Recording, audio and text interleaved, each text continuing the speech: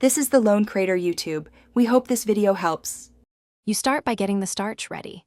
This is where flavor and fermentable sugar come from. Rinse 1 kg short grain rice and soak 4 to 6 hours, then steam about 30 to 40 minutes. Once done, spread the rice to cool until it feels like body temperature, 35 to 40 degrees. Now add 20 to 25 grams of rice yeast starter, or use active dry wine yeast at about 0.5% of the rice weight. Mix gently to distribute the starter evenly. You now convert starch to sugar and then alcohol. Temperature and water matter. Mix cooled rice with warm water to a porridge consistency, aiming roughly for equal parts solids to water. Transfer to a sanitized, breathable container and keep it warm between 28 and 32 degrees Celsius. Once started, stir once daily to release heat and distribute microbes.